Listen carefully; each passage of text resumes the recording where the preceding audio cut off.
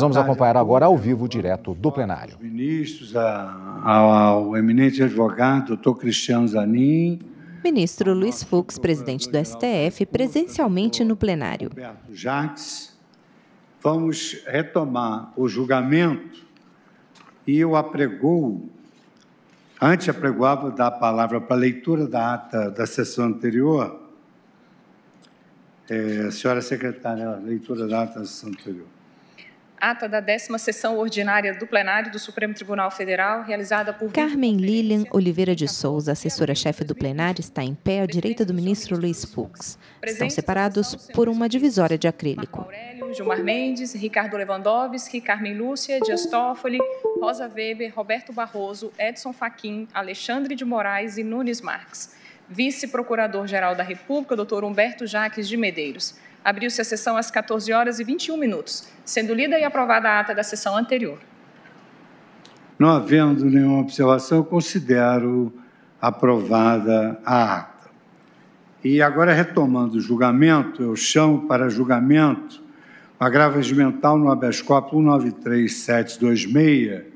da relatoria do ministro Edson Fachin, agravante ao Ministério Público Federal e o agravado a Luiz Inácio Lula da Silva. Ministro Edson Fachin, que ontem já realizou o relatório, Vossa Excelência tem a palavra para o seu voto, podendo eventualmente fazer uma rememoração sucinta do que se trata, se for do seu agrado fazê-lo. Obrigado, senhor presidente. Cumprimento Vossa Excelência, ministro Luiz Fux, que preside esse Supremo Tribunal Federal. Cumprimento as eminentes ministras Carmen Lúcia e Rosa Weber. Cumprimento os eminentes pares, eminentes ministros, e me permito fazê-lo em nome de nosso decano, o ministro Marco Aurélio. Cumprimento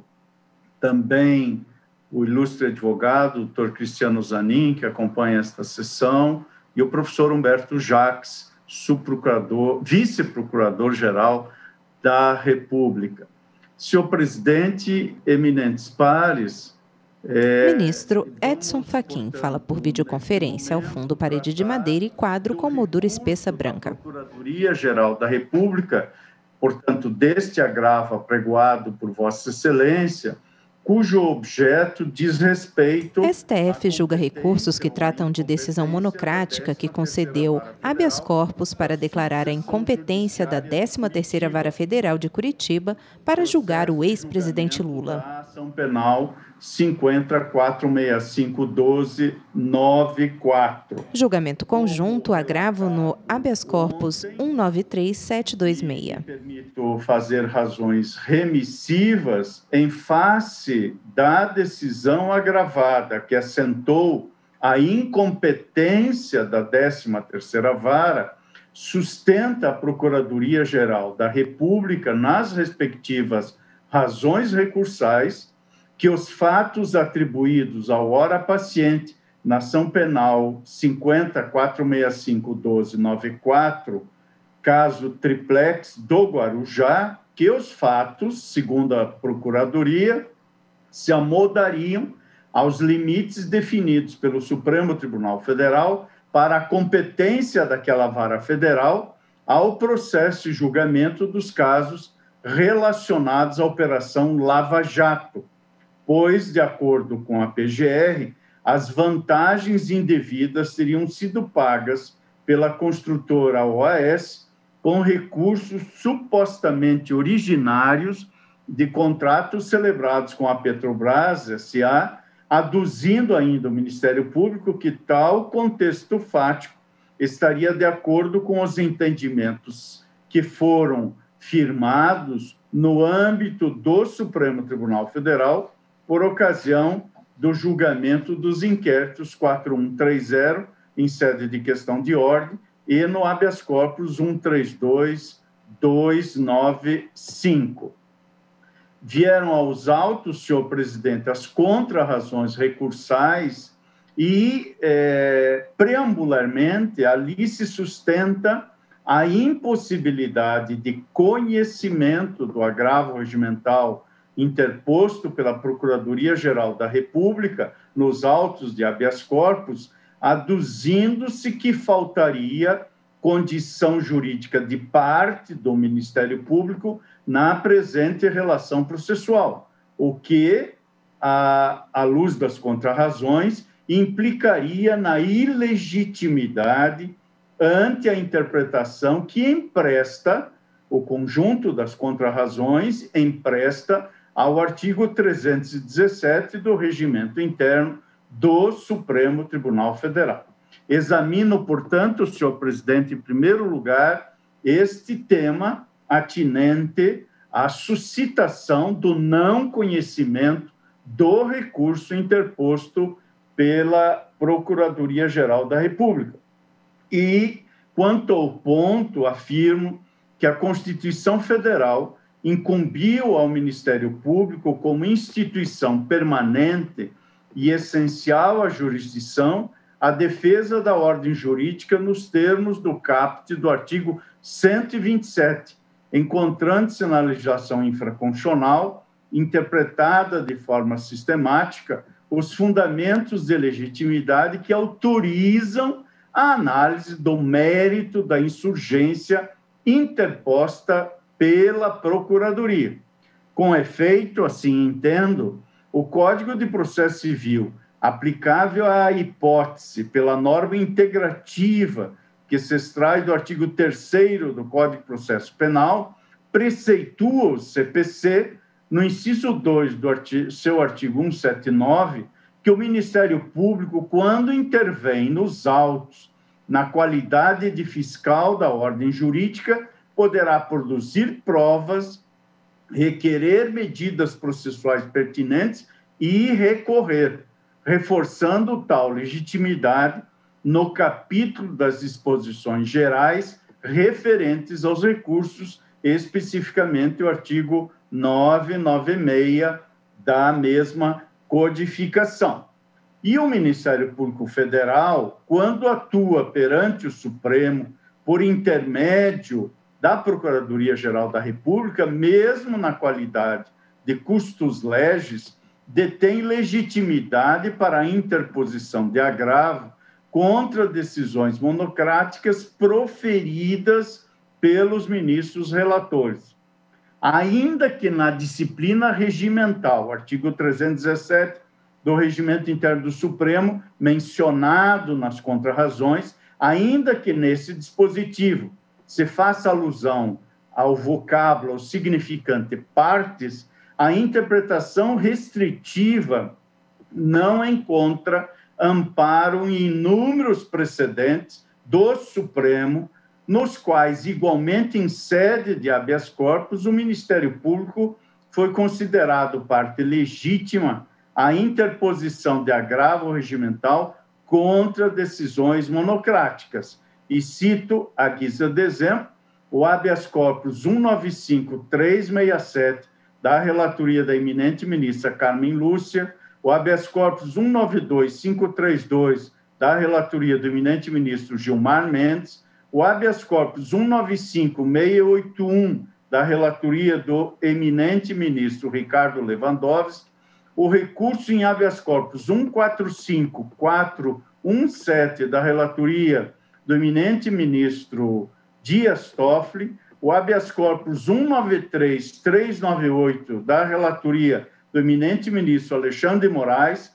o recurso em habeas corpus 170.533, da relatoria da eminente ministra Rosa Weber, o habeas corpus 183.620, da relatoria do eminente ministro Luiz Roberto Barroso e da relatoria de Vossa Excelência, presidente, o recurso em habeas corpus 124.136, e este relator já decidiu nesse sentido no habeas corpus 190.851. Ademais disso, o interesse recursal da Procuradoria-Geral da República é exposto nas respectivas razões, nas quais manifesta a legítima pretensão revisional de adequação dos precedentes citados na decisão agravada ao caso concreto, questionando, à luz de institutos processuais, os efeitos do reconhecimento da incompetência do juízo. A procedência ou não das razões recursais é tema que diz respeito à análise do mérito da insurgência, o que não se confunde com a legitimidade e interesses recursais ora reconhecidos. Por isso, senhor presidente, eminentes pares, entendo estar constatada a conoscibilidade do agravo regimental interposto pela Procuradoria, merecendo análise agora o mérito para verificarmos se procede ou não a irresignação recursal, e adianto, desde logo, que, em meu modo de ver, não procede. Eis que o recurso contrasta com o entendimento majoritariamente dominante neste tribunal. A pretensão, como dito, da Procuradoria volta-se ao reconhecimento da plena competência daquela vara federal, por prevenção ao julgamento, primeiro, segundo a Procuradoria, de feitos abrangidos pela chamada Operação Lava Jato, entendidos como aqueles que tenham por objeto crimes praticados no âmbito do esquema criminoso que vitimou a Petrobras. E segundo, ainda de acordo com a PGR, feitos que, mesmo que não tenham como objeto crimes imediatamente relacionados à referida sociedade empresária estatal, apresentem relação de conexão com a mencionada operação e tenham sido praticados no Paraná. Estas são as alegações da PGR. E digo, a propósito, que, embora as razões ministeriais se amoldem ao entendimento que já externei em questões envolvendo a competência da 13ª Vara Federal da Seção Judiciária de Curitiba, seja nas hipóteses de declinação de feitos, ou ainda seja em casos de remessa de termos de depoimentos prestados em acordos de colaboração premiada, restei vencido na maioria das deliberações colegiadas. E, por isso, procurei demonstrar na decisão agravada a multiplicidade de ilícitos revelados a partir das investigações realizadas no âmbito da cognominada Operação Lava Jato, sendo que a concentração de feitos sob a competência daquela vara federal foi objeto de inúmeros questionamentos perante o Supremo Tribunal Federal, sendo tal competência depurada ao longo dos últimos 5 anos. A elucidação das complexas práticas delituosas nas quais estão envolvidos representantes das maiores empreiteiras em operações no país, dirigentes de órgãos públicos, sociedades de economia mista, empresas públicas, agentes políticos e agentes financeiros, teve origem em investigação policial supervisionada pela 13ª Vara Federal de Curitiba, cujo objeto era a apuração de crimes de lavagem de dinheiro consumados, tais crimes, na cidade de Londrina, no estado do Paraná. O avanço das investigações desvendou uma sofisticada rede de relacionamentos entre agentes públicos e privados com o objetivo de viabilizar a celebração de contratos espúrios, em prejuízo à administração pública,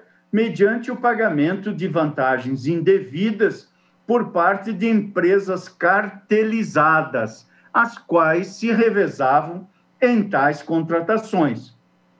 A partir das notícias de envolvimento de agentes públicos detentores de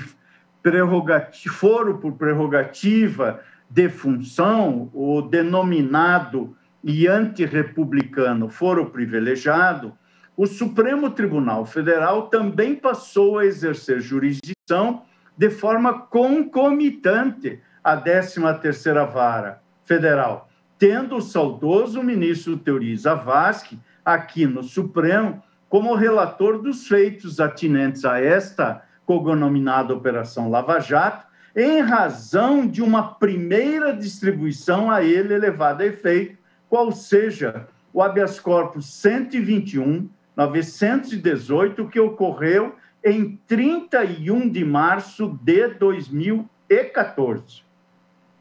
Quanto à definição da competência, entendo que o ponto de partida nesse processo de definição de parâmetros à determinação da competência daquela vara federal, por força da conexão, foi o julgamento da questão de ordem suscitada pelo eminente ministro Dias Toffoli no inquérito 4130, julgamento este realizado em 23 de setembro de 2015. Na oportunidade, por maioria de votos, o plenário do Supremo Tribunal Federal assentou, dentre outras teses, uma delas, a qual contém a afirmação de que a colaboração premiada como meio de obtenção de prova não constitui critério de determinação, de modificação ou de concentração de competência. E ainda, também como uma tese daquele julgamento, que no caso penal subjacente, aquele caso, praticado no âmbito do Ministério do Planejamento, Orçamento e Gestão, não havia relação de dependência com a investigação de fraudes e desvios de recursos no âmbito da Petrobras. STF julga recursos que tratam da decisão monocrática que concedeu habeas corpus para declarar a incompetência da 13ª Vara Federal de Curitiba para julgar o ex-presidente Lula. Crime relacionado a desvio de verbas para fins político-partidários à revelia das regras de competência. Citou literalmente o que lá assentou. Julgamento conjunto agravo no habeas corpus 193726. Vota o ministro Edson Fachin. No âmbito desse tribunal, ficou, portanto, delimitada com tais parâmetros e, de tal modo, a própria competência da 13ª Vara no contexto da Operação Lava Jato. Vale dizer, restrita aos fatos relacionados a ilícitos praticados em detrimento da Petrobras, afirmando-se que a homologação de um acordo de colaboração premiada não constitui, como já mencionei, critério de determinação, modificação ou concentração de competência. Seguindo essas diretrizes fixadas pelo plenário, e isto se deu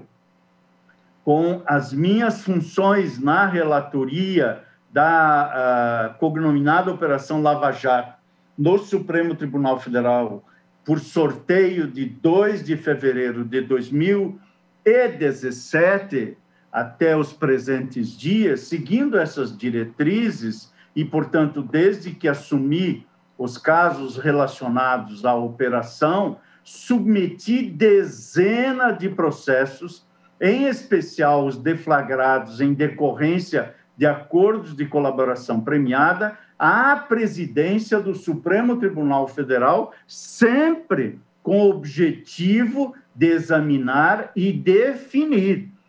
como é a atribuição da presidência à respectiva distribuição. Para citar, apenas na classe de inquérito, do volume de inquéritos submetidos à nossa relatoria, remeti ao exame da presidência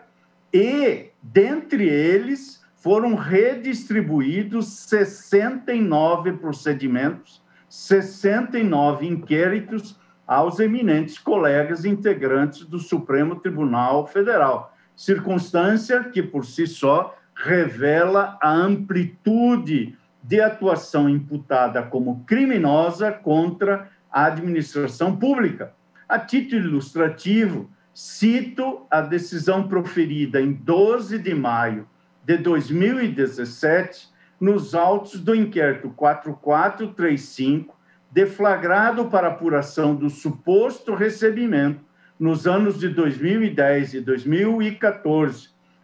de valores repassados pelo conhecido e denominado assim setor de operações estruturadas do Grupo Odebrecht, o qual, em contrapartida, almejava facilitação na celebração de contratos em obras relacionadas às Olimpíadas de 2016. Constatada a inexistência de relação entre os fatos que seriam apurados com aqueles fatos aptos a configurar por si só a prevenção, encaminhei a questão naquele inquérito à deliberação da presidência do Supremo Tribunal Federal, ocasião em que foi determinada a livre distribuição daqueles autos. No ano de 2017 também, a Procuradoria-Geral da República, em razão de fatos investigados nos autos dos inquéritos 4327 e 4483, ofertou denúncia em desfavor do então presidente da República, Michel Miguel Elias Temer Lulia, Eduardo Cosentino da Cunha, Eduardo Henrique Lira Alves, Gedel Quadros Gera Lima, Rodrigo Santos da Rocha Loures, Eliseu Lemos Padilha e Wellington Moreira Franco, atribuindo-lhes a autoria do crime de promover, constituir, financiar ou integrar organização criminosa nos termos do artigo 2º da Lei 12.850 de 2013. O Ministério Público denunciou ainda o crime de embaraço à investigação referente à infração penal que envolvia organização criminosa. Como é do amplo conhecimento, a Câmara dos Deputados negou a autorização para instauração de processo penal em face do então presidente da República e dos então ministros de Estado, e assim o fez no exercício da competência prevista no inciso 1º do artigo 51 da Constituição Federal. Diante desse cenário, por meio de decisão monocrática que proferi em 31 de outubro de 2017, determinei o desmembramento do feito em relação aos demais acusados, com a remessa dos autos que, em minha compreensão, deveriam ir ao juízo da 13ª Vara Federal da Subseção Judiciária de Curitiba, por prevenção aos casos relacionados à Operação Lava Jato, a partir, portanto, da compreensão de que a denúncia ali oferecida dizia respeito a apenas uma fração da mesma organização imputada como criminosa e estruturada de forma complexa em núcleos com atribuições específicas.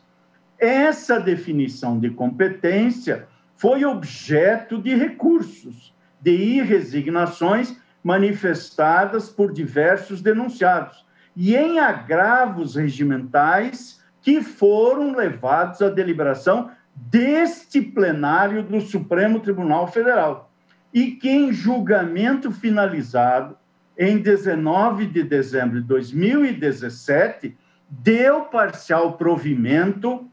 às insurgências, aos recursos, portanto, neste plenário, para afirmar a competência da seção judiciária do Distrito Federal ao processo e julgamento da denúncia, ponto no qual, naquele julgamento de 19 de dezembro de 2017, restei vencido.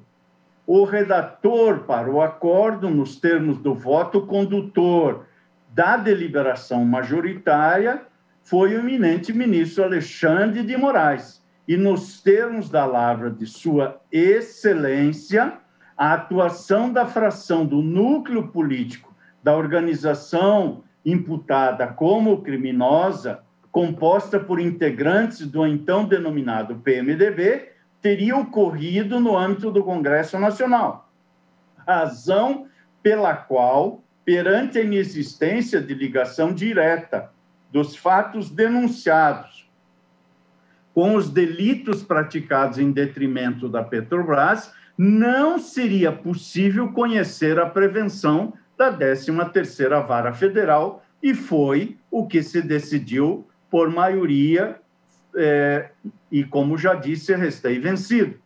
Trago à colação, à guisa de evidenciar este encaminhamento, os fundamentos declinados por Sua Excelência no voto vencedor. Disse Sua Excelência no voto vencedor, eminente ministro Alexandre Moraes: entendo que há possibilidade de desmembramento, mas há inexistência de prevenção. Não entendo que haja, nesse caso, a prevenção citada pelo ilustre ministro relator, não só pelos autos, mas pela própria análise feita no voto de Sua Excelência, em alguns tópicos. Não há essa ligação direta da denúncia ofertada por organização criminosa no inquérito 4327, que se subsume à questão do núcleo político de integrantes do PMDB com atuação na Câmara dos Deputados. Inclusive,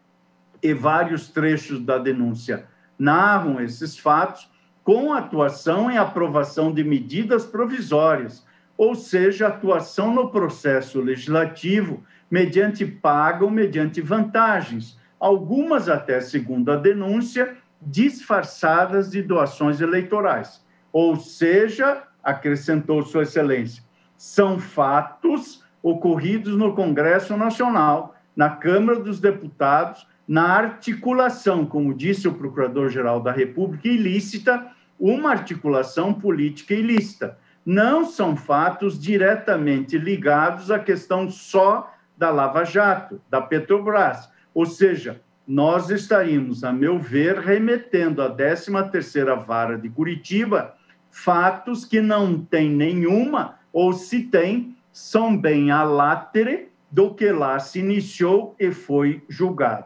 São palavras do voto da lavra de Sua Excelência, que aqui reproduzo. E ainda, Sua Excelência, o eminente ministro redator por acordo, fez referência a um acórdão da lavra do eminente ministro Dias Toffoli, e são palavras que também colho do voto do ministro Alexandre Moraes. Da lavra do ministro Dias Toffoli, disse Sua Excelência, que fala exatamente isso em relação a outro caso, que a questão Lava Jato ficou uma marca. A própria imprensa diz Lava Jato do Rio de Janeiro, Lava Jato do Mato Grosso, Lava Jato. Mas os fatos que geraram a Lava Jato são fatos relacionados à Petrobras. Esses fatos, independentemente de algumas pessoas estarem sendo acusadas e processadas por fatos lá e aqui, não pode transformar a 13ª Vara de Curitiba em um juízo universal de todos os fatos ligados, eventualmente, a pessoas que também lá estão sendo processadas por fatos ligados à Lava Jato. E acrescentou o ministro Alexandre Moraes, após essa citação que fez ao ministro Dias Toffoli: entendo que não há essa prevenção, inclusive aqui pedindo a devida vênia ao relator, porque o próprio ministro relator reconhece, em um primeiro momento, a meu ver, corretamente, a autonomia desse crime de organização criminosa em relação aos crimes praticados pela organização criminosa. E os fatos já julgados em Curitiba são apontados pelo eminente ministro relator como aqueles que ensejariam a prevenção da 13ª Vara. Na verdade, a meu ver, não o fazem. Primeiro, porque são outras pessoas que estão sendo processadas nessas duas ações penais citadas pelo eminente ministro. Segundo, porque os fatos são totalmente diversos. E concluía Sua Excelência nesse trecho que estou a citar do inquérito 4327. Aqui há uma acusação ampla pela Procuradoria-Geral da República em relação à montagem de uma organização criminosa para a prática de corrupção, principalmente dentro do processo legislativo, com citação de medidas provisórias. algo muito mais amplo do que questões específicas tratadas a respeito de outras pessoas na 13ª Vara de Curitiba. Então, inclusive, porque muitos casos já foram julgados em primeira instância, a meu ver, não há prevenção, concluiu Sua Excelência, entendendo, e essa foi a compreensão majoritária, devendo ser distribuído normalmente aqui em Brasília, como assentou Sua Excelência. Pois bem, prossigo dizendo que nesse julgamento foi estabelecido mais um filtro à competência da 13ª Vara Federal. Crimes relacionados à formação e integração da organização criminosa, especificamente no que diz respeito aos núcleos políticos, ainda que evidenciados no contexto das investigações levadas a efeito na Operação Lava Jato, devem ser, nesta compreensão que ali se fez majoritária do Pleno, processados em Brasília, no Distrito Federal. Portanto, em presença da maioria que se formou no aludido julgamento, mesmo nele vencido, apliquei o entendimento a outros casos que se encontravam sob minha relatoria, merecendo destaque o inquérito 4325, no qual a Procuradoria-Geral da República ofereceu denúncia em face de Luiz Inácio Lula da Silva, ora aqui também paciente, e ofereceu denúncia, entre outros, incluindo o ex-presidente, imputando-lhes a prática do crime de organização criminosa. A denúncia ofertada em 6 de setembro de 2017 cuidava da fração do núcleo político da organização criminosa que se imputava como integrada por agentes filiados ao Partido dos Trabalhadores.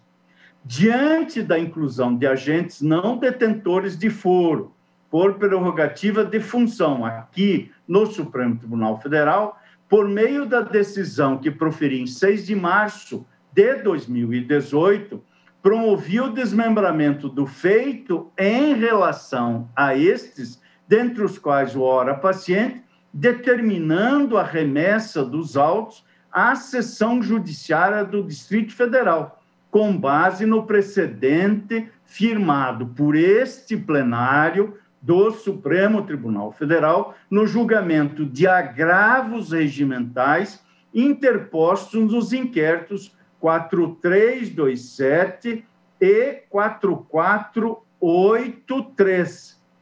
E no voto, portanto, menciono essas circunstâncias e procuro minudentar que, em observância, e cito a compreensão laizarada, em observância ao superveniente entendimento externado pelo plenário do Supremo Tribunal Federal, impõe-se a remessa deste feito, quanto aos demais investigados, à seção judiciária do Distrito Federal com livre distribuição. Pois bem, essa decisão monocrática que tomei foi objeto de agravo regimental, interposto pela defesa do ora paciente, no qual foi deduzida a pretensão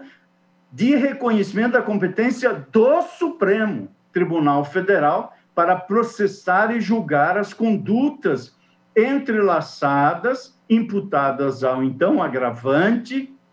e à autoridade com prerrogativa de foro. Esta foi a PET 7792, provimento negado pela segunda turma, que, como sabemos, evidentemente, é a turma preventa para os processos da Operação Lava Jato, em julgamento realizado em 13 de novembro de 2018. E acrescento, nada obstante vencido no tema de fundo, ou seja, nada obstante vencido na compreensão que tive assim que assumi a relatoria em 2 de fevereiro de 2017,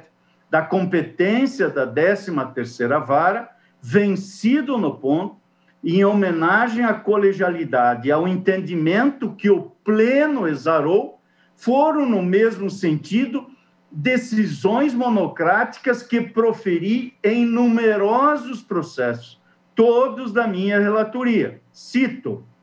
à guisa de exemplo, inquérito 3989, de 5 de março de 2018, a publicação da decisão, inquérito 4326, PET 7313, PET 7314, PET 7327, inquérito 3989, já mencionado, PET 7387, reclamação 31994, de 11 de outubro de 2018, a publicação da decisão, e ainda mais uma decisão proferida no inquérito 3989 e publicada em 15 de março de 2019.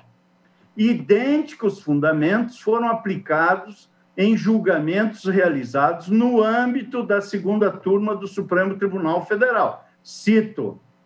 PET 7790, em 13 de 11 de 2018, PET 7792, na mesma data, inquérito 3989, em sede de terceiro agravo regimental, em 21 de setembro de 2018, e também agravo na PET 8144, julgamento de 1º de agosto de 2019.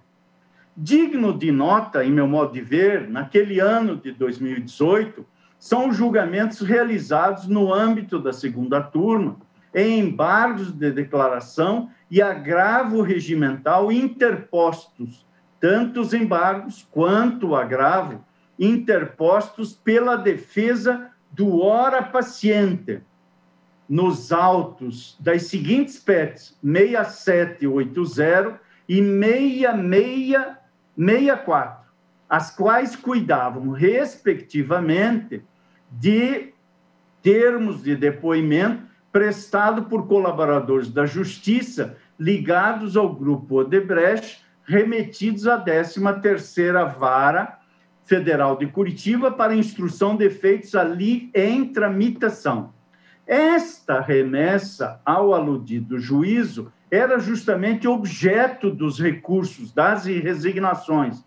ambas acolhidas pela deliberação colegiada majoritária na segunda turma, tendo restado este relator vencido na honrosa companhia do eminente ministro, então nosso decano, Celso de Mello. Julgamento conjunto agravo no habeas corpus 193726. Vota o ministro Edson Fachin. Quando Sua Excelência integrava a segunda turma. Trago à colação os fundamentos declinados por Sua Excelência por ocasião do julgamento dos embargos de declaração no agravo regimental na PET 6780. Disse Sua Excelência o eminente ministro Dias Toffoli, pedindo vênia ao eminente relator, não diviso, ao menos por hora, nenhuma imbricação específica dos fatos descritos nos termos de colaboração com desvios de valores operados no âmbito da Petrobras. Com efeito, o colaborador João Carlos trata, no anexo 4, de garantias do financiamento a projeto de interesse da Odebrecht em Cuba, referindo-se ao Porto de Mariel e à sua zona franca industrial. Os colaboradores Alexandrino Alencar, Carlos Pascoal, Emir Costa, Paulo Altit, Paulo Ricardo Melo, se refere à aquisição de imóvel para a construção da sede do Instituto Lula, bem como à reforma de um sítio em Atibaia, ambos custeados pela Odebrecht, segundo Alexandrino Alencar, como contrapartida pela influência política exercida pelo ex-presidente em favor do Grupo Odebrecht. E continuava Sua Excelência o eminente ministro relator. O colaborador Emílio Odebrecht, em seus anexos, faz referência, dentre outros eventos, a empreendimentos hidrelétricos no Rio Madeira, a despesas em favor do embargante com o sítio de Atibaia e a projetos na Venezuela. E continuava o ministro Dias Toffoli. Finalmente, o colaborador Marcelo Odebrecht noticiou que os valores empregados na compra do imóvel, onde seria instalado o Instituto Lula, teriam sido descontados em acerto com Antônio Palocci, da denominada conta amigo, acrescentando que em 2010 ambos teriam combinado de provisionar 35 milhões de reais na conta corrente mantida com o Partido dos Trabalhadores para suportar gastos e despesas do então presidente Lula. Prossegue o ministro Dias Toffoli naquele voto, e que aqui estou citando literalmente. Nesse contexto, ainda que o Ministério Público possa ter suspeitas fundadas em seu conhecimento direto da existência de outros processos ou investigações de que os supostos pagamentos noticiados nos termos de colaboração teriam origem em fraudes ocorridas no âmbito da Petrobras, não há nenhuma demonstração desse liame nos presentes autos. Dito de outro modo, acrescentou Sua Excelência, o ministro Dias Toffoli, ao menos em face dos elementos de prova amealhados neste feito, a gênese dos pagamentos noticiados não se mostra unívoca. Logo, a meu sentir, os termos de colaboração em questão devem ser remetidos à Seção Judiciária do Estado de São Paulo, em cuja jurisdição, em tese, teria ocorrido a maior parte dos fatos narrados pelos colaboradores.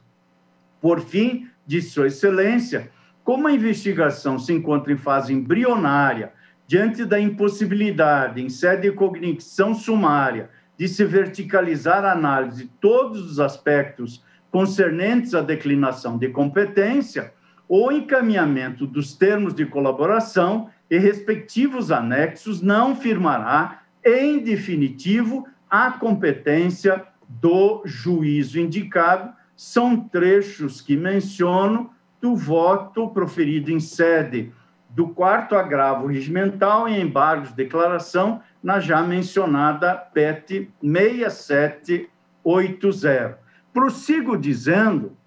que também de 2018 rememora o julgamento dos agravos regimentais interpostos nos autos da PET 6820, finalizado em 6 de fevereiro de 2018, que inicialmente foram remetidos à 13ª Vara Federal e, posteriormente, redirecionados à Justiça Eleitoral do Estado de São Paulo. Embora não tratasse o feito de procedimento investigativo, e sim de direcionamento de termos de depoimento ao juízo aparentemente competente, acolhendo a segunda turma, em deliberação na qual o recém-novamente vencido assentou que os fatos narrados pelo agente colaborador ofenderiam bens jurídicos tutelados pela legislação penal eleitoral, definindo a competência da justiça especializada naquele feito que, no voto, reproduzo detalhadamente, tendo restado redator para o acordo o eminente ministro Ricardo Lewandowski, como mencionei, julgamento de embargos, declaração em sede de agravo regimental na PET 6820, julgamento de 6 de fevereiro de 2018. E sobre o tema, assento que o plenário deste Supremo Tribunal Federal, por ocasião do julgamento do 4º agravo regimental, no inquérito 4435, da relatoria do nosso eminente decano, ministro Marco Aurélio, este plenário afirmou a competência absoluta da Justiça Eleitoral ao processo e julgamento de fatos ilícitos que violem bens jurídicos tutelados pela legislação penal eleitoral, inclusive para decidir sobre a possibilidade de desmembramento dos delitos comuns conexos. E cito este julgamento que se deu neste plenário, num agravo regimental, no âmbito do inquérito 4435, da relatoria do eminente ministro Marco Aurélio, julgamento de 14 de março de 2019. Mesmo vencido nas aludidas deliberações colegiadas, em observância ao princípio da colegialidade, apliquei o entendimento majoritário em diversas decisões monocráticas de 2018 e 2019. Cito à guisa de exemplo: PET 7569,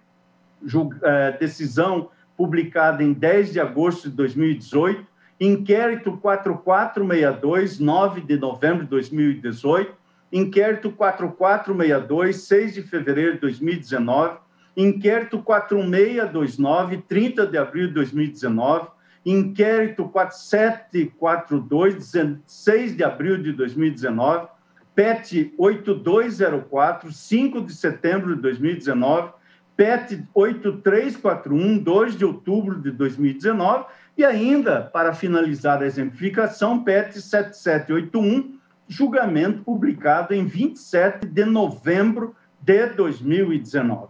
STF julga recursos que tratam da decisão monocrática que concedeu habeas corpus para declarar a incompetência da 13ª Vara Federal de Curitiba para julgar o ex-presidente Lula. Julgamento conjunto agravo no habeas corpus 193726. Vota o ministro Edson Fachin. 23 de março de 2019 e a PET 8054 em 20 de setembro de 2019. Nesse histórico de delimitação e controvérsias que foram, aos poucos, firmando a competência da 13ª Vara Federal da Subseção Judiciária de Curitiba, trago ao plenário, à guisa de também menção, o resultado do julgamento da PET 8090 em sede de agravo regimental, no âmbito da segunda turma, que foi levado a efeito em 8 de setembro do ano pretérito, 2020, no qual restei, mais uma vez, vencido, em que o cerne da controvérsia cingisse a definir o juízo destinatário das investigações declinadas no âmbito do inquérito 4215. Ali se tratava de agravo regimental, por meio do qual o recorrente manifestou oposição à remessa do feito ao juízo da 13ª Vara Federal. Na fundamentação do meu voto, assentei o contexto da investigação, particularmente no que concerne aos supostos atos criminosos estruturados em uma das subsidiárias Transpetro, uma das subsidiárias integrais da aludida Sociedade de Economia Mista. Na oportunidade, consignei a pertinência do argumento deduzido pela Procuradoria-Geral da República de que os fatos investigados eram, nos termos da PGR, a toda evidência, associados diretamente ao esquema criminoso de corrupção e de lavagem de dinheiro investigado no contexto da Operação Lava Jato e que lesou frontalmente os cofres da Petrobras. Tal situação afasta, de per se, a aplicação ao presente caso da regra do artigo 70 do Código Penal, sustentava a PGR. Registrei ainda no fundamento de meu voto que parte do material resultante de colaboração premiada também for enviado ao respectivo juízo. Nada obstante, a segunda turma reconheceu a competência ao processo e julgamento respectivo em favor da Seção Judiciária do Distrito Federal, nos termos da compreensão vertida no voto do eminente ministro Gilmar Mendes, redator para o acordo, em razão do empate verificado na votação e, no voto, reproduzo a ementa do voto de Sua Excelência, aonde, entre outros aspectos, assentou-se que o estabelecimento de um juízo universal para apuração de desvios envolvendo vantagens indevidas pessoais ou a partidos políticos viola a garantia do juiz natural. E, no caso em análise, disse Sua Excelência, as investigações deflagradas contra os ora recorrentes estão relacionadas a supostos crimes cometidos no âmbito da Transpetro. Os recorrentes exerciam mandatos parlamentares e os alegados ilícitos ocorreram em Brasília. Provimento dos agravos regimentais para reconhecer a competência da Justiça Federal no Distrito Federal com a determinação da imediata remessa dos autos para a supervisão do inquérito e eventual manifestação sobre a nulidade ou convalidação dos atos processuais em caso de eventual recebimento da denúncia pelo juiz incompetente, assentou o voto de Sua Excelência. E em respeito a essa direção, recentemente, em 2 de março deste ano, de 2021, concedi ordem de habeas corpus de ofício no HC 198081, na compreensão de conferir simetria e coerência ao que for objeto de julgamento na PET 8090, pois depreendi que as condutas atribuídas aos pacientes foram praticadas no contexto de contratações levadas a efeito no âmbito da Transpetro, o que afasta, a partir do entendimento firmado por ocasião do julgamento em sede de agravo na PET 8090, o que afasta a competência da 13ª Vara Federal da Subseção Judiciária de Curitiba. Aliás, no específico ponto, a hora agravante, a PGR, não obstante intimada, não interpôs recurso contra o acórdão proferido nos autos da PET 8090. Nos autos do HC, ao qual antes me referi, e que decidi monocraticamente 198081, a PGR intimada em 12 de março de 2021 da decisão que proferi, manifestou em 25 de março pretensão de reconsideração, requerendo somente a modificação do juízo declarado competente.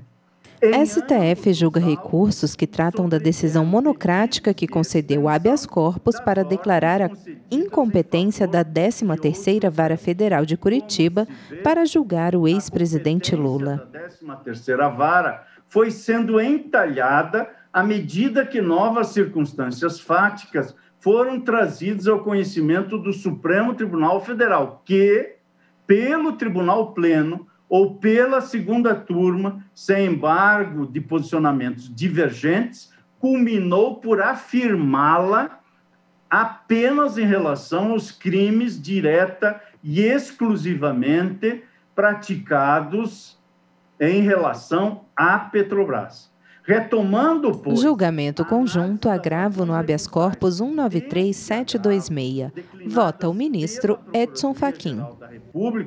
Calha destacar que, na inicial da denúncia, que foi ofertada em desfavor do paciente e outros corréus perante a 13ª Vara Federal em Curitiba, e que deu origem à ação penal 50.465.1294, o denominado caso Triplex, o Ministério Público Federal lhe atribui a prática dos crimes de corrupção passiva e lavagem de capitais à época em que investido do mandato, ou melhor dizendo, no mandato de presidente da República. A narrativa ministerial contextualiza as específicas imputações ao paciente no exercício das atribuições de mandatário da chefia do Poder Executivo da União. E afirmou em suas palavras o Ministério Público que nesta chefia teria comandados, abro aspas, a formação de um esquema delituoso de desvio de recursos públicos, um dos segmentos das diversas afirmações que estão em folha 6 do documento 3, ali mencionado em relação à denúncia. Nada obstante a extensão do contexto delitivo exposto na denúncia, no item 1, o Ministério Público sintetiza a descrição dos delitos imputados e aqui no voto, senhor presidente, eminentes pares, reproduzo as alegações do Ministério Público referentes ao ex-presidente Lula e o contexto referido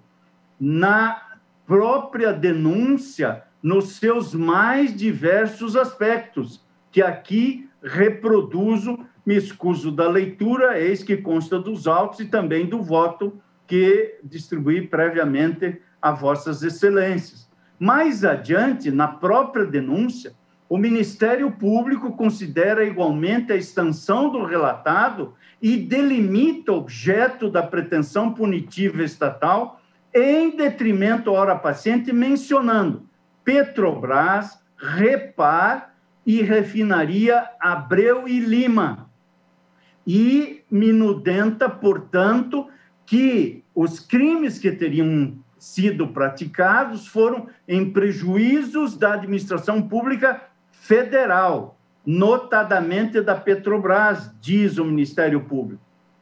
Do que se infere dessa narrativa acusatória, a imputada celebração fraudulenta de contratos entre a Petrobras e o grupo OAS, especialmente no tocante a Repar e a Renest, contou com a participação do ora paciente no exercício das funções de presidente da República, assevera a narrativa do Ministério Público, o qual, em contrapartida, teria sido beneficiado com bens e valores descritos submetidos a processo de ocultação ou distanciamento de suas origens ilícitas. Tal participação se consubstanciaria na viabilização da nomeação e manutenção de diretores da Petrobras S.A., que se ajustaram aos propósitos ilícitos do imputado grupo criminoso organizado e que teriam atuado diretamente nos procedimentos fraudulentos de contratação por parte da aludida Sociedade de Economia Mista em ajustes espúrios com o denominado cartel de empreiteiras. Portanto, a conduta atribuída ao paciente, qual seja viabilizar nomeação e manutenção de agentes que aderiram aos propósitos ilícitos do grupo criminoso em cargos estratégicos na estrutura do governo federal, não era restrita à Petrobras, mas a imputação compreende extensa gama de órgãos públicos em que era possível o alcance dos objetivos políticos e financeiros espúrios, conforme a narrativa do Ministério Público. Leio, por exemplo, o que está no item 30 da narrativa do Ministério Público, que diz: os esquemas revelados no Mensalão e na Operação Lava Jato envolveram, dentre outros, crimes de corrupção praticados no alto escalão da administração pública federal. Observou-se nesses dois casos a criação de uma estrutura que direcionava benefícios ao que estavam no poder e aos seus partidos. E afirma: não se trata apenas de corrupção identificada no Mensalão e na Petrobras.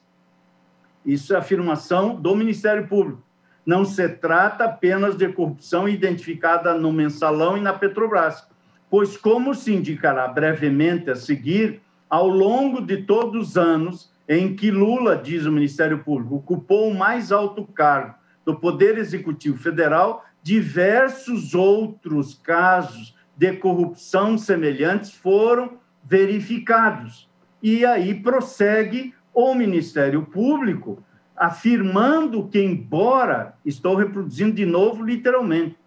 embora não se possa dizer que todos os indicados, em todos os casos, arrecadaram propina, é possível, a partir das provas, afirmar que existia, sim, um sistema com esse objetivo,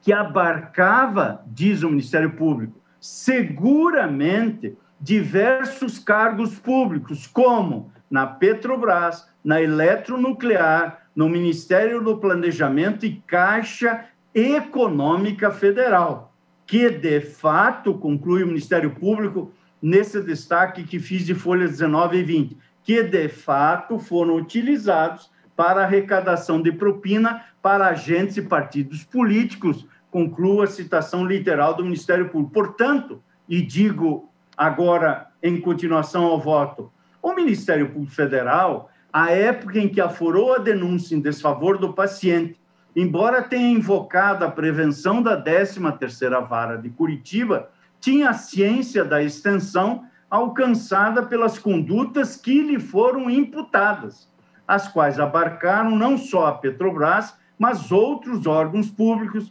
sociedades de economia mista e empresas públicas no âmbito das quais, com semelhante modus operandi, foram celebradas contratações revestidas de ilicitudes em benefício espúrio de agentes públicos, agremiações partidárias e empreiteiras.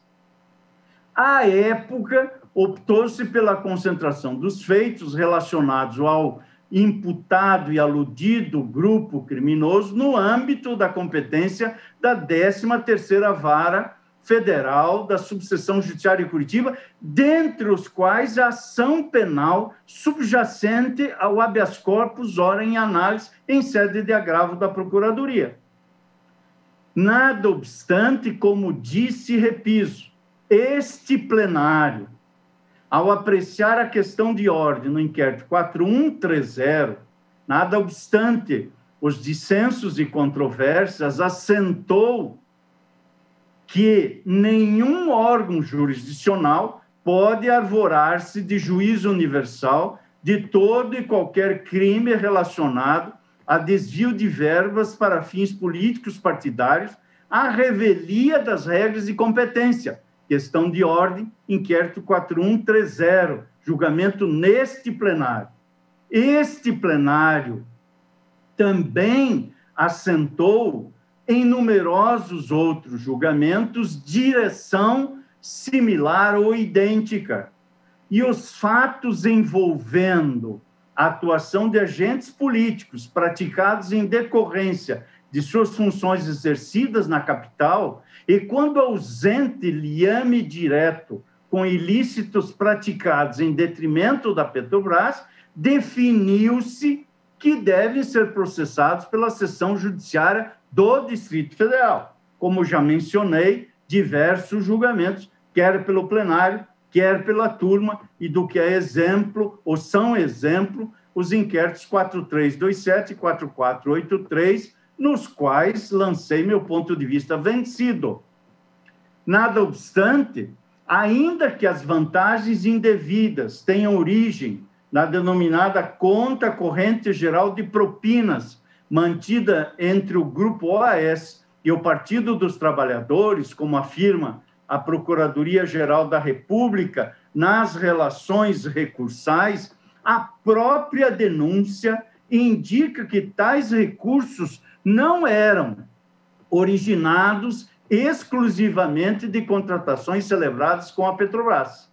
Anoto, por imprescindível lealdade processual, que a defesa técnica do paciente questionou a competência para o processo e julgamento da ação penal subjacente perante o aludido juízo da Vara Federal, em razão da aventada conexão, tendo provocado específica prestação jurisdicional por ocasião das alegações finais, aventou nos embargos declaratórios opostos em face da sentença condenatória, nas razões de recurso de apelação e, igualmente,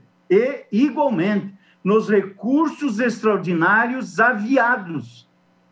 STF julga recursos que tratam da decisão monocrática que concedeu habeas corpus para declarar a incompetência da 13ª Vara Federal de Curitiba para julgar o ex-presidente Lula. Vota o ministro Edson Fachin. Especificamente, que foi ajuizado nesse Supremo Tribunal Federal em 3 de novembro do ano pretérito, razão pela qual diversamente do alegado pela PGR no presente agravo regimental, entendo que a questão não se encontra preclusa.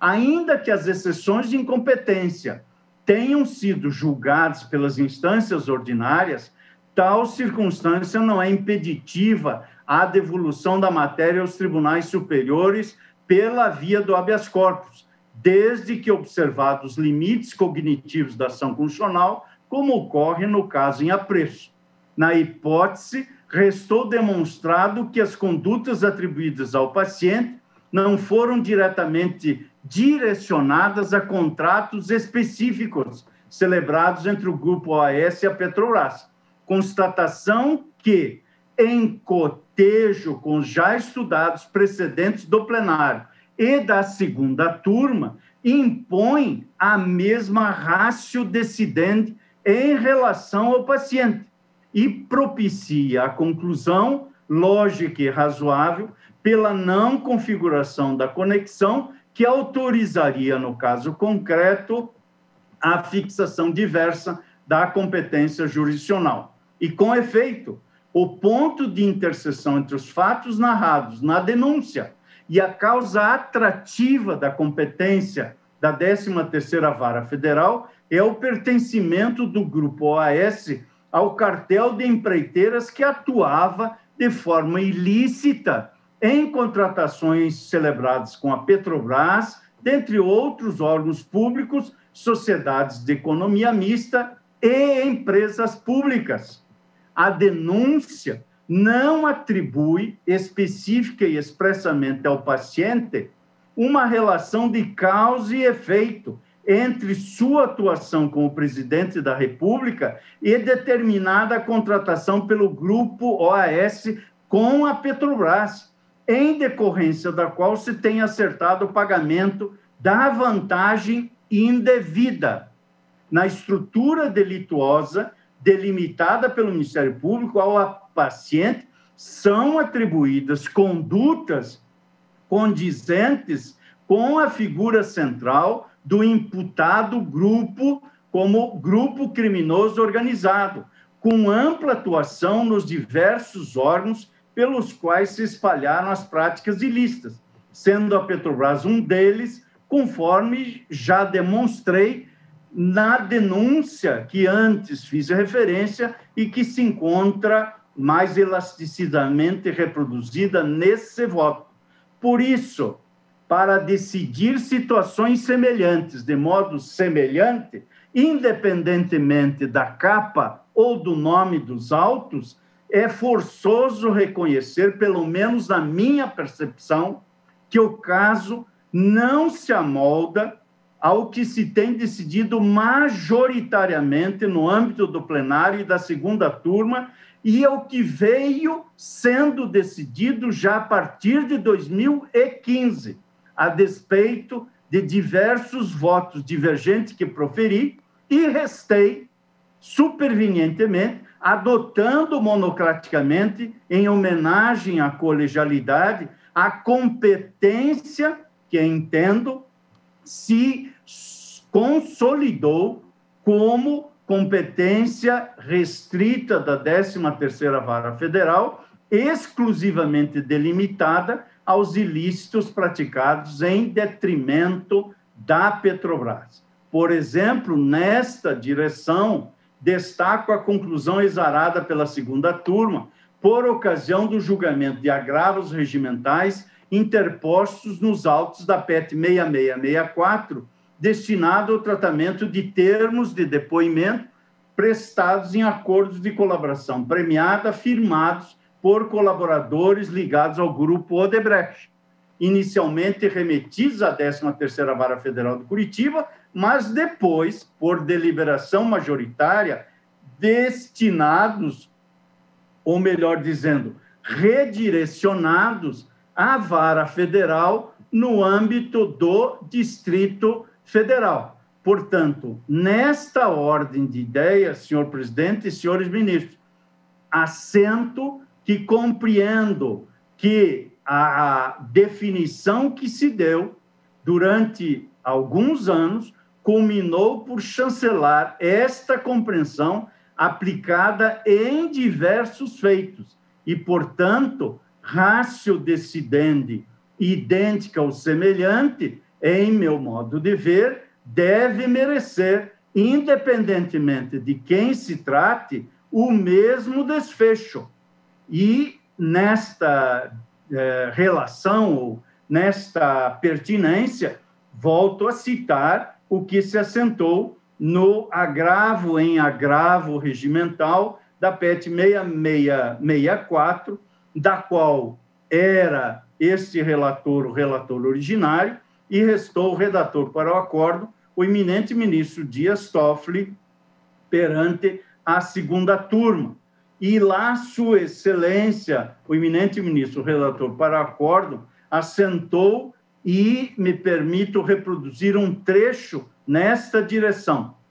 O contexto dos autos demonstra que a narrativa dos colaboradores faz referência a supostos fatos ocorridos em São Paulo e em Brasília, que a princípio não se relacionam com os ilícitos ocorridos no âmbito da Petrobras propriamente dito, alvo da apuração na Operação Lava Jato, não se justificando, portanto, a competência do juiz de Curitiba, Paraná. Por essa perspectiva, o caso, com a devida vênia do relator, é a fixação da competência da seção judiciária de São Paulo ou do Distrito Federal. E, portanto, Sua Excelência cita os autos e as decisões dos inquéritos 4326 e 4483 do ano anterior, ou seja, de 2017. Por isso, considerado o que se formou nos precedentes sobre o tema, as razões agora expostas pela Procuradoria-Geral da República não autorizam, por si só, a reforma da decisão agravada, a qual, a despeito dos entendimentos divergentes externado ao longo de alguns anos, prestigia a colegialidade e materializa o dever imposto a todos, mesmo aos vencidos, pelos tribunais pátrios, que devem manter estável, íntegra e coerente a sua jurisprudência. O que é lei? Está no Código Fux, Código de Processo Civil, caput do artigo 926. Portanto, casos idênticos ou semelhantes impõem decisões idênticas ou similares. E, por isso, assentei na decisão agravada que as regras de competência, ao concretizarem o princípio do juiz natural, servem, dentre outros nobres objetivos, a garantir a imparcialidade da atuação jurisprudencial. Repito, senhores ministros e senhoras ministras, respostas análogas a casos análogos. Com as decisões proferidas no âmbito desse Supremo Tribunal Federal, não há como sustentar que apenas o caso do ora paciente, nas condições análogas a inúmeros outros casos julgados, deva ter a prestação jurisdicional levada a efeito pela 13ª Vara Federal da Subseção Judiciária de Curitiba.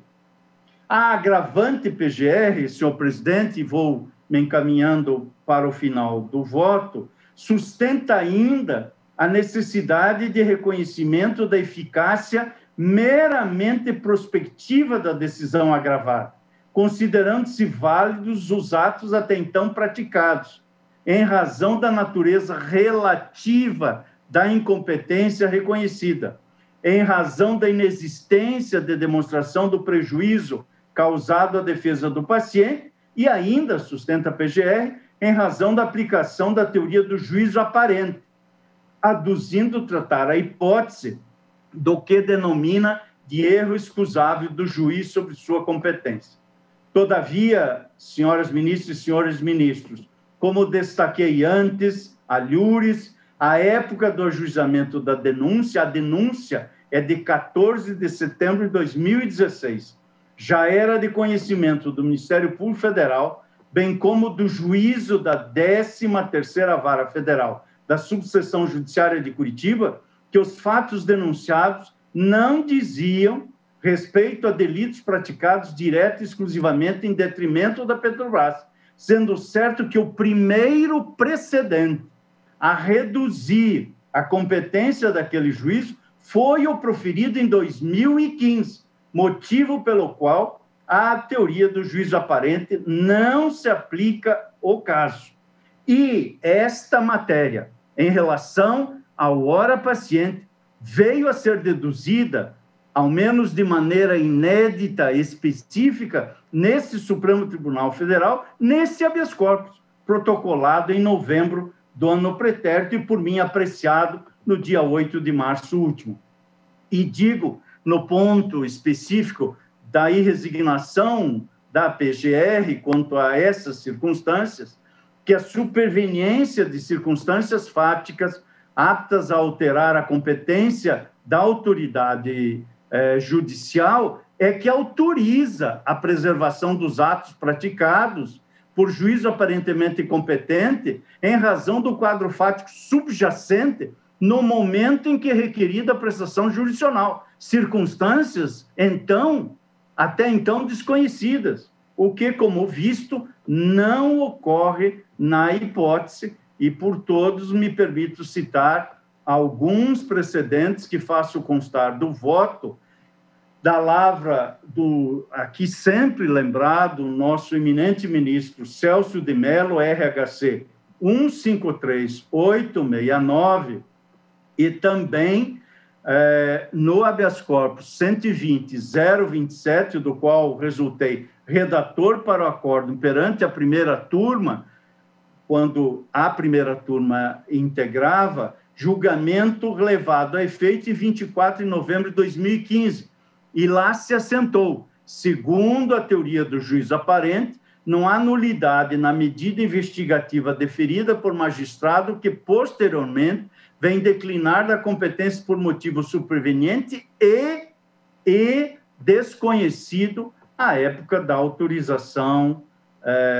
judicial. Nessa ambiência, também me permito dizer que não desconheço o teor do precedente, firmado no âmbito da segunda turma, por ocasião do habeas corpus 88.262, da relatoria do eminente ministro Gilmar Mendes, julgamento de 18 de dezembro de 2006, no qual se decidiu pela possibilidade de convalidação, inclusive, de atos decisórios, mesmo nos casos de reconhecimento da incompetência absoluta do juízo, como se infere do voto proferido por Sua Excelência.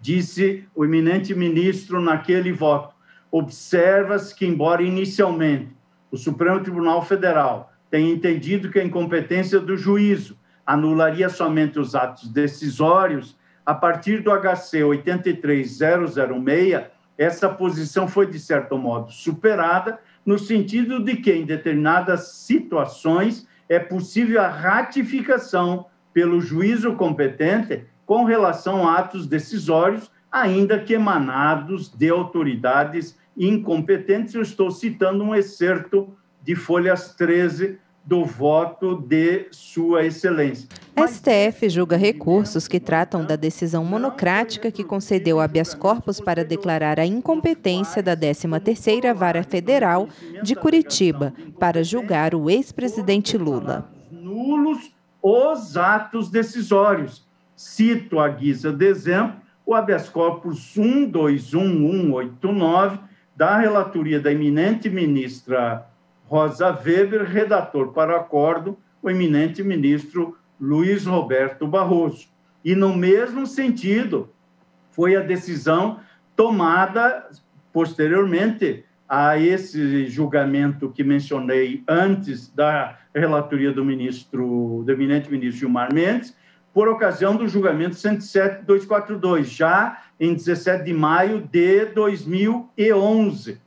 no qual também relator o eminente ministro Gilmar Mendes concedeu a ordem a fim de anular todos os atos praticados desde o recebimento da denúncia, inclusive. Por fim, senhor presidente, nada obstante a Procuradoria-Geral da República pugne pela aplicação ao caso da norma extraída do parágrafo 4º do artigo 64 do Código de Processo Civil, como sabemos, esta norma prevê que, salvo decisão judicial em contrário, conservar-se-ão os efeitos de decisão proferida pelo juiz incompetente até que outra seja proferida, se for o caso, pelo juiz competente. Portanto, nada obstante a PGR pugne pela aplicação ao caso dessa norma, entendo que o direito processual penal vem dotado de regra própria, que estabelece a sanção de nulidade aos atos decisórios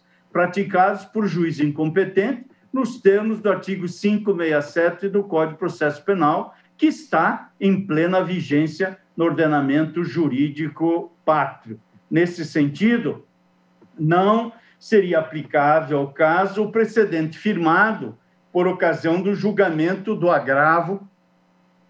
em sede de recurso extraordinário 850-933 da relatoria do eminente ministro Dias Toffoli, no qual se cuidou de insurgência interposta no contexto de ação de improbidade administrativa, cujo procedimento também é regulado por lei especial, no caso, Lei 8429 de 92. Portanto, senhor presidente, a observância da jurisprudência,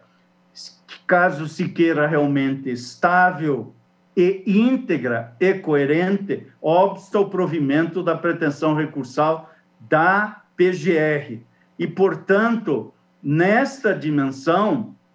há uma suscitação no mesmo agravo da PGR quanto à extensão da declaração de incompetência do juízo da 13ª Vara de Curitiba às demais ações penais deflagradas em favor do paciente,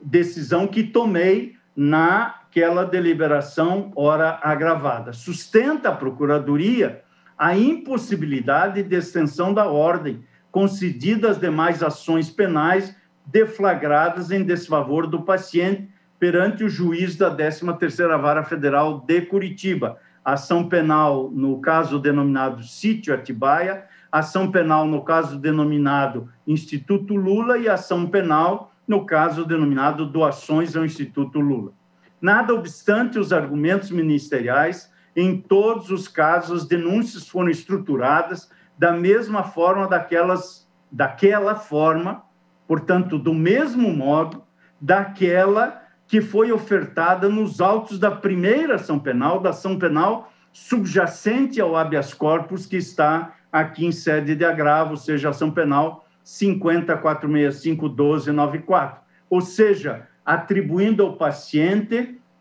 o papel de figura central do grupo imputado como criminoso, com ampla atuação nos diversos órgãos pelos quais se espalharam a prática de ilicitudes, sendo a Petrobras S.A. apenas um deles. E, com efeito, à luz da narrativa exposta pelo Ministério Público nos autos da ação penal 50.63.130.17, na mesma espacialidade, o paciente teria recebido do grupo Odebrecht vantagens indevidas consistentes, abro aspas e cito literalmente o que consta da denúncia, em um imóvel para instalação do Instituto Lula, à época avaliado em R$ 12.422.000, bem como, diz o Ministério Público, nesta denúncia oferecida, no apartamento número tal do residencial aqui mencionado, bloco tal, localizado na avenida aqui mencionada, em São Bernardo do Campo, avaliado em R$ 504.000. A leitura dessa denúncia oferecida naqueles autos também revela que se imputa ao paciente atuação circunscrita à nomeação e manutenção de agentes públicos aderentes aos suscitados propósitos ilícitos do grupo organizado e que não se dava apenas no âmbito da Petrobras, mas em outros órgãos da administração pública federal. É o que menciona especificamente a denúncia, que faz a referência, nos termos da denúncia oferecida pelo Ministério Público, a um cenário de macrocorrupção para além da Petrobras, a distribuição dos altos cargos na administração pública federal, incluindo as diretorias da Petrobras. STF julga recursos que tratam da decisão monocrática que concedeu habeas corpus para declarar a incompetência da 13ª Vara Federal de Curitiba para julgar o ex-presidente Lula. Vota o ministro Edson Fachin. Me excuso da leitura. Remarque-se, então, senhor presidente, aqui também o Ministério Público Federal atribui ao paciente a responsabilidade pela formação do que denomina a Caixa Geral de Propinas, abastecido com recursos oriundos de contratações celebradas no âmbito não só da Petrobras, como de outros diversos públicos. E é nessa direção que ao paciente o Ministério Público imputa a conduta de lotear a administração pública federal direta e indireta com propósito criminoso, incluindo, são palavras do Ministério Público, dezenas de ministérios e secretarias, além de mais de 100 autarquias, empresas públicas e sociedades de economia mista.